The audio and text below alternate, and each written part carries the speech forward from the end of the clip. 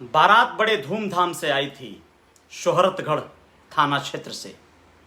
सिद्धार्थनगर के इटवा थाना क्षेत्र में सोचिए, जो बारात लेकर आने वाला दूल्हा था उसके मन में कितने अरमान हुए होंगे, कितने दिए जले होंगे, क्या क्या सोचा रहा होगा, कितनी ख्वाहिशें लेकर चला होगा बारात का दूल्हा बनकर, सिरमौर बनकर। जी हाँ, नमस्ते, मैं अजय साहनी स्टार पुनः एक बार अपने रियल रिपोर्टर न्यूज पर आप सभी का स्वागत करता हूं।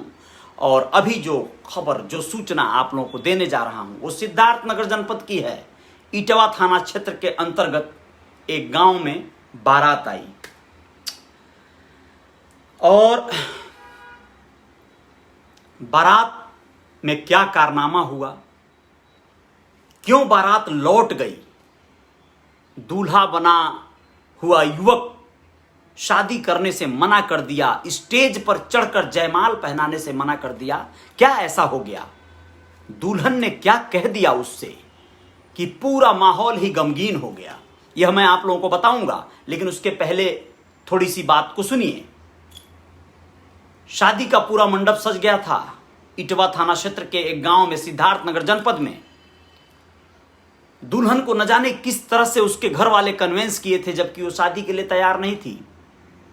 और पूरा धूम धड़ाका से बारात पहुंची, शोहरतगढ़ थाना अंतर्गत से बारात पहुंची। सोमवार की यह बात है। और बारात पहुंची और जल जलपान हुआ शादी के लिए। मंच पर जिस तरह से स्टेज पर आजकल चलन है, दूल्हा पहुंचा हाथ में वरमाला लिए, दुल्हन भी आई वरमाला लिए आई। दूल्हा बड़ा खुश था, उसे देखकर बड़ा प्रसन्न हुआ कि चलो अब एक अच्छी जोड़ी बन गई उसकी। लेकिन तभी एक ऐसी घटना घटी, एक ऐसी बात हुई कि दुल्हन ने कहा सभी के समक्ष कि मैं ऑलरेडी पहले से शादीशुदा हूं। यह सुनते ही वहां पर सभी लोग उपस्थित, जो भी घराती बराती, सब अवाक। दुल्हन को मनाने जुनाने वाला क्रम शुरू हो गया। घराती पक्ष के कुछ लोग जो है उसे समझाने बुझाने लगे, लेकिन अंततः वह अंदर चली गई।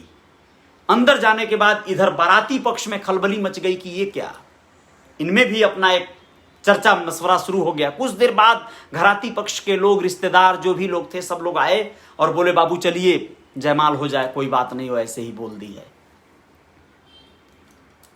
लड़की को फिर से पता नहीं कैसे लोग कन्विंस करके यस करवाए, लेकिन अब इस बार लड़के ने निर्णय लिया, कहा नहीं, क्षमा चाहता हूं, हम शादी नहीं करेंगे, बारात वापस जाएगी। और बारात वापस चली गई। सोचिए कितना बड़ा तमाशा बन गया, चाहे उस वर पक्ष का, चाहे उस वधू पक्ष का। समाज में इस तरह की मतलब निंदनीय घटनाएं घटती जा रही हैं कि लोग हैरान हैं। अब वो लड़की पता नहीं किससे शादी की थी, पहले से कोर्ट मैरिज की थी या किसी से प्रेम प्रसंग की थी, कि उसने स्टेज पर ना बोल दिया। उसकी कितनी बड़ी विवशता, कितनी बड़ी मजबूरी रही होगी। यानी इसका मतलब था कि वह उस पर दबाव बनाकर शादी कराया जा रहा था। तो एक गलती तो यही हो गई। अब ऐसे हालात में माता पिता सोचते हैं बस एक बार हो जाए, जी का जंजाल हो जाए, मतलब निपट जाए, हो सकता है मामला आगे ठीक हो जाए। लेकिन नहीं होता है ठीक साहब, बड़े बड़े अपराध हो जाते हैं।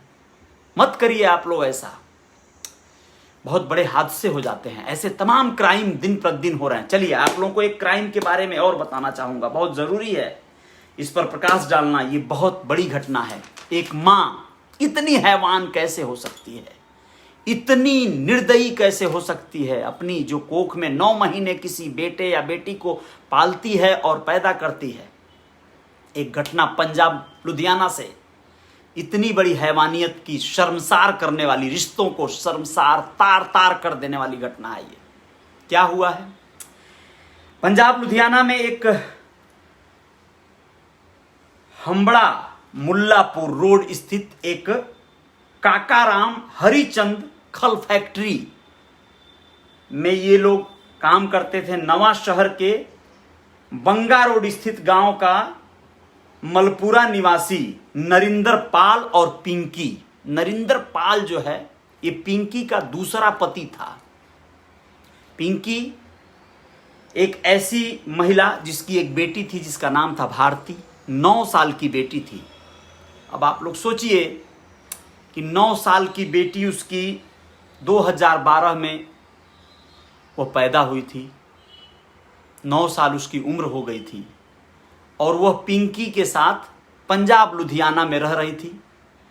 क्यों ऐसा हुआ? क्योंकि वह पिंकी की शादी जिससे हुई थी वह शादी टूट गई थी और वह शादी टूट जाने के वजह से ये 2012 यानी उसके जन्म के 8 महीने बाद ही पिंकी अपने पति से अलग होकर पंजाब चली गई थी और वहीं जाकर यह रह रही थी। 2014 में इसने दोबारा शादी कर लिया था नरिंदर पाल से और यह नरिंदर पाल से इसको 6 साल का एक बेटा भी पैदा हो गया था। अब इन लोगों का देखिए कारनामा क्या हुआ है कि यह पहले तो पिंकी ने कोशिश किया अपने भाई को देने का अपनी बेटी को, क्योंकि उसका पति उससे खुश नहीं रहता था, उसकी बेटी को देखना नहीं चाहता था नरिंदर पाल। लेकिन उसके भाई ने यह कहकर मना कर दिया कि भाई मेरे भी बच्चे हैं, मैं कैसे रख सकता हूं तुम्हारी बेटी को, तुम देखो। अब उस भारती 9 साल की बेटी से मतलब ये लोग पीछा छुड़ाने के लिए कितना बड़ा षड्यंत्र करते हैं उस पर आप लोग चलिए। यह उसके नाम की एक पॉलिसी लेते हैं लोग, 90,000 रुपए की पॉलिसी 1.5 साल पहले, और इस 1.5 साल में ये लोग कुछ किस्त भी भर देते हैं, थोड़े बहुत जो किस्त आते हैं, EMI आता है पॉलिसी का। और इसी बीच ये लोग एक प्लॉट खरीदते हैं, उस प्लॉट का 1.5 लाख रुपए जो किस्त है, इंस्टॉलमेंट है, वो धीरे धीरे भर भी चुके होते हैं लोग, उसका 90,000 और बाकी है, 1 लाख समथिंग। इन लोगों ने षड्यंत्र देखिए, इनका प्लान देखिए, कितनी निर्मम हो गई मां।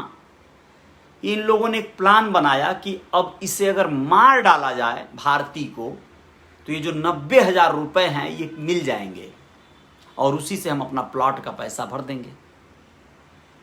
इन निर्दयी लोगों ने उस बेटी को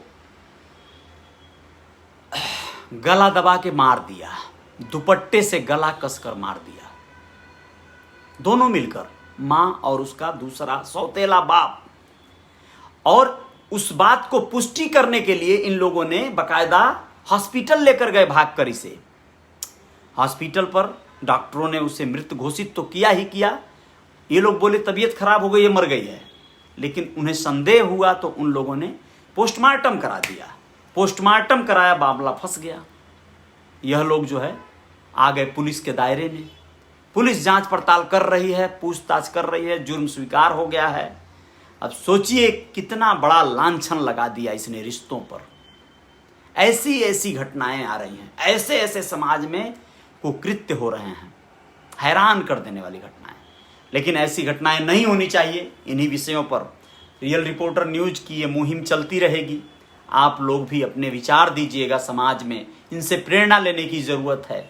हैवानियत को रोकना है, इस तरह की दरिंदगी को रोकना है। ऐसे हैवानों को समय रहते अगर जरा भी जानकारी हो जाए तो सलाखों के पीछे भेजना है, सबको सजग रहना होगा।